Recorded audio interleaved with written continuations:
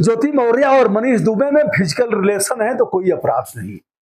Physical relation बना सकते हैं और समाज को बता भी सकते हैं कि हमारे शारीरिक संबंध हैं, इसके लिए कानून इजाजत देता है। ऐसे मामले में आलोक कुछ नहीं कर सकता, चाह करके भी कुछ नहीं कर सकता।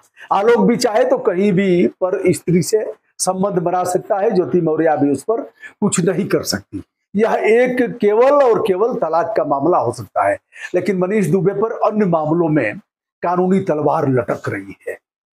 यदि कानूनी पक्ष को देखा जाए तो मनीष दुबे पर हो सकती है 7 साल से 9 साल की सजा, यानी जेल से जा सकते हैं, और यह सजा होगी 7 साल से ऊपर की। यह गैर जमानती अपराध है और यह अपराध जिसे काजनेबल एक्ट कहते हैं अंग्रेजी में, और इस पर जमानत होगी कम से कम सेशन से, उन्हें जेल जाना पड़ेगा, सजा भी होगी, नौकरी भी जाएगी। 24 घंटे से अधिक अगर कोई लोक सेवक जेल में रह जाता है तो उस पर निलंबन की कार्रवाई हो जाती है। होमगार्ड के डीजीपी ने जो जांच कराया था उस जांच में यह बातें सत्य पाई गई हैं कि हत्या की साजिश इन लोगों द्वारा की गई है। यही धाराएं ज्योति मौर्य पर भी लगेगी और उनकी नौकरी खतरे से खाली नहीं है। फिलहाल मनीष पर लटक रही है तलवार कानून की और कभी भी उनकी गर्दन अलग हो सकती है। दोस्तों, हम बताते चलें कि वह कौन सी धाराएं लगेगी और 1, 2, 3, 4, 5 दिन में अधिक से अधिक कितना ही लगेगा, इससे अधिक नहीं लगेगा। प्रथम दृष्टया निलंबन की कार्रवाई होगी और यदि डीजीपी होमगार्ड द्वारा कराई गई जांच के आधार पर जो संतोष कुमार सिंह डीआईजी ने जांच किया है, जांच में जिस तरह के बिंदुओं का उन्होंने उल्लेख किया है उसको अगर आधार माना जाए तो यह बातें पुष्ट पाई गई हैं। कॉल डिटेल्स के आधार पर, होटल में रुकने के आधार पर और इनकी बातचीत का जो अभिप्राय निकाला गया है उसको अगर आधार माना जाए तो इन लोगों ने आलोक को हड़काया भी है और जान से मारने की धमकी भी दिया है। अब अगर भारतीय दंड विधान की धारा 506 को माना जाए तो एक आपराधिक कृत्य है और इसमें जान से मारने की धमकी को लेकर के 7 साल की सजा हो सकती है।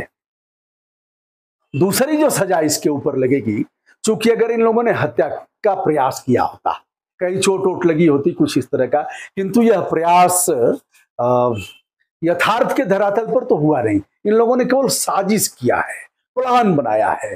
प्लान बना करके कि गाड़ी से कुचल दिया जाए, जहर दे दिया जाए, कैसे रास्ते से हटाया जाए, कौन सा तरीका हो सकता है इसको रास्ते से हटाने का, आलोक को रास्ते से हटाने का, लेकिन इन लोगों ने प्लान बनाया है। यह षड्यंत्र है एक प्रकार का और इसके लिए 120 भी लगेगा, आईपीसी की धारा 120 भी। यह अनेकानेक मामलों में अगर षड्यंत्र के साथ 302 होता तो 302 माने हत्या अगर हो जाती तो इस मामले में हत्या का प्रयास अगर होता तो 307 लगता और अगर हत्या हो जाती तो 302 का मुकदमा यानी हत्या का मुकदमा लगता। तो षड्यंत्र और हत्या सब मिलकर के यह आजीवन कारावास से लेकर के मृत्यु दंड की सजा हो जाती। किंतु यहां केवल और केवल प्लान बना है, कुछ हुआ नहीं है, प्लान पर इन लोगों ने अमल नहीं किया है, इसलिए 120 बी में इन्हें 6 महीने से लेकर के 2 वर्ष तक की सजा हो सकती है, जुर्माना भी हो सकता है। अब अगर मनीष दुबे को देखा जाए तो अगर इनके ऊपर जिस तरह से संतोष कुमार डीआईजी ने, पुलिस उप महानिरीक्षक ने इनके ऊपर जो जांच करके रिपोर्ट लगाया है उसके आधार पर इन्हें 7 साल से 9 साल की सजा हो सकती है और जेल तो जाएंगे ही, तुरंत जमानत नहीं होगी, जमानत इनकी सेशन से होगी। तो प्रथम दृष्टया अगर अपराध दर्ज होता है तो यह भागने से पहले यह अरेस्ट हो जाएंगे और अरेस्ट होंगे तो जेल जाएंगे, जेल जाएंगे तो सेशन से जमानत होगी और जमानत होगी तो 24 घंटे से अधिक यह रहेंगे तो तत्काल निलंबन भी हो जाएगा। निलंबन वैसे भी हो सकता है, अपराध दर्ज होने से पहले भी निलंबन हो जाएगा। तो ऐसी स्थिति में जहां तक फिजिकल रिलेशन का मामला है इसमें कोई आपराधिक कृत्य नहीं है, क्योंकि उत्तर प्रदेश है, बिहार है, मध्य प्रदेश है, झारखंड है, ऐसे कुछ प्रदेशों को अगर देखा जाए तो उन प्रदेशों में इन चीजों को उस दृष्टि से लोग देखते हैं क्योंकि यह प्रचलन में नहीं है। लेकिन यही अगर आप गुजरात पहुंच जाएंगे तो कोई बात नहीं है, लड़की निकली, फिर लड़की लड़के एक साथ घूम रहे हैं, यौन उत्पीड़न की घटनाएं होती ही नहीं। हम एक जगह गए थे, एक थाने में मैंने पूछा तो उन लोगों ने कहा सेक्सुअल हरेसमेंट की घटनाएं नहीं होती। लड़का और लड़की एक साथ घूमते हैं और शारीरिक संबंध भी स्थापित करते हैं, एक दूसरे को जानते हैं, होटल में रहते हैं, लड़की के घर लड़का चला जाएगा, कोई आपत्ति नहीं है, वहां भी उनके संबंध बनेंगे। और यही स्थिति अगर आप नॉर्थ ईस्ट में चले जाएं तो वहां भी है। नागालैंड वगैरह में चले जाएं कोई दिक्कत नहीं, लड़की रात को नहीं आई तो घर वालों को कोई प्रॉब्लम नहीं, कहीं रुक सकती है। जैसे आपका लड़का कह दिया कि हम शादी में गए थे नहीं आएंगे, कोई बात नहीं, लड़की भी नहीं आएगी। कहाँ घूम रही है, कैसे घूम रही है, 1 2 4 5 के साथ संबंध स्थापित होंगे, फिर किसी के साथ शादी विवाह होगा। ऐसे यह इनका जो दूसरे के साथ, पर पुरुष के साथ जो संबंध को मैंने बताया था पिछले वीडियो में, तो यह तलाक का आधार हो सकता है। इस आधार पर तलाक हो सकता है कि साहब हमारी पत्नी है और हमारे साथ तो बरसों से संबंध नहीं हुए, हम चाहते भी हैं तो हमारे फिजिकल रिलेशन स्थापित नहीं हो पाते।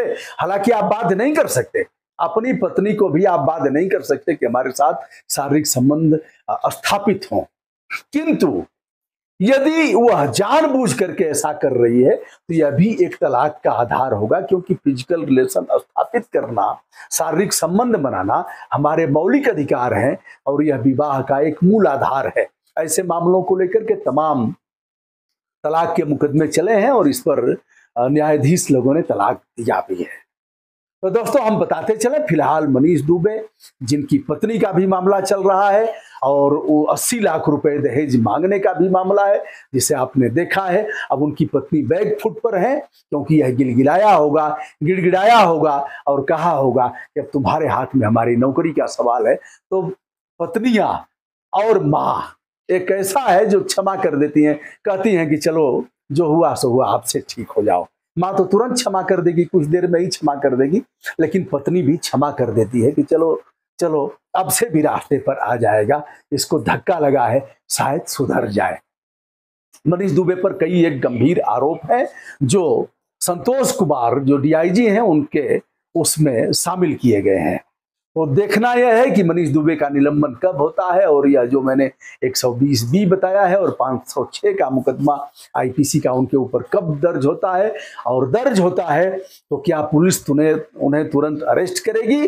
और भी कई मामले आए हैं, कई क्लबों में रुकने का आया है, सरकारी गेस्ट हाउस में रुका है, और इसका शुरू से ही नेचर खराब बताया जाता है, जिसकी पुष्टि भी जांच में हुई है। जैसा कि महिला होमगार्ड के साथ बदसलूकी करना, यह कहना कि चलो मेरे रूम पर आओ, भोजन बनाओ, नहीं बनाओगी तो हम रगड़ देंगे, यह कर देंगे, वह कर देंगे, और यौन उत्पीड़ित करना, ऐसे में उसको नौकरी से बाहर कर देना, फिर बाद में उसने शिकायत दर्ज करके नौकरी में वह आ गई। यह सब मामले हैं। हालांकि मामले खत्म हो गए हैं, उसका पटाक्षेप हो गया है, लेकिन जब नया मामला आया है तो फिर से इस मामले को जोड़ करके, उन मामलों को जोड़ करके इनके चरित्र की व्याख्या की जा रही है। तो दोस्तों आगे ज्योति का क्या होगा, मनीष का क्या होगा और आलोक का क्या होगा।